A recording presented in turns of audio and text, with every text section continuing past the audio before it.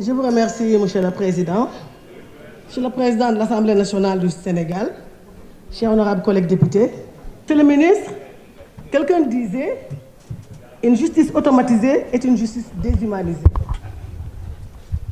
Vu votre parcours, Monsieur le ministre, nous restons optimistes que notre justice sera au service du peuple sénégalais.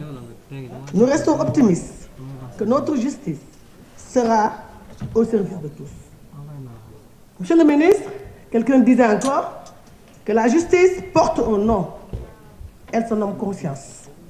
Et j'ai une pensée pour nos frères Ahmed Suzanne Camara et Bah Diakhaté. Je voudrais profiter de cette tribune pour rendre un hommage appuyé au président Macky Sall. Cet homme qui a mis le Sénégal définitivement sur les rampes du développement. Cet homme qui nous a laissé un Sénégal pacifié. Cet homme qui a contribué véritablement pour que le Sénégal puisse être une vitrine de la démocratie. Gatché ngalama, président Macky Sall. Je voudrais aussi saluer la sagesse. Je voudrais saluer la sagesse et la sérénité du président de la République, son Excellence Bassirou Diomaye Diakhar Faye, après la sortie inattendue du chef du gouvernement. Je voudrais féliciter le président de l'Assemblée nationale et les 3 présidents de groupe pour l'initiative de cette proposition de loi.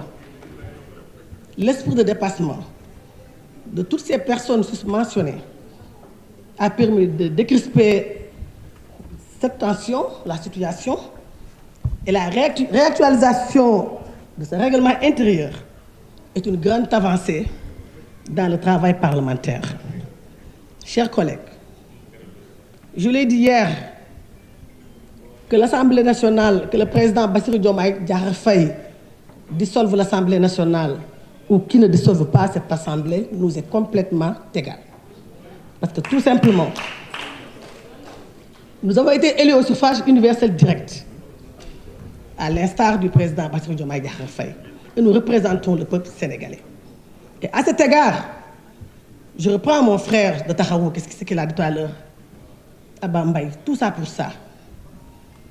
Tout ça pour ça, effectivement, nous aurons souhaité recevoir le Premier ministre, le chef du gouvernement, pour qu'il puisse présenter sa déclaration, faire sa déclaration de politique générale. Nous aurons souhaité être édifiés, être informés sur les grandes réformes. Nous aurons souhaité être édifiés, être informés sur les grandes mesures, les grandes orientations. Quelles sont les priorités du gouvernement? C'est extrêmement important. Il a été le porteur titulaire du projet. Il a été le porteur titulaire du projet. Il devait venir devant les députés que nous sommes. Il a été un collègue. Il fut un brillant parlementaire. Il fut un courageux parlementaire. Il aurait dû venir ici et nous présenter les grandes orientations du gouvernement et les programmes. Quelqu'un l'a dit, quelqu'un a dit tout à l'heure, en parlant de l'installation, de l'élection du président de l'Assemblée nationale, je le comprends parce qu'il vient d'arriver, c'est un nouveau député. Quand il dit que les ministres étaient présents lors de l'élection du président de l'Assemblée nationale, il ne comprend pas que les ministres avaient le choix. Ils avaient 8 jours pour pouvoir se déterminer. Et c'est la raison pour laquelle on avait la présence des ministres ici même à l'Assemblée nationale.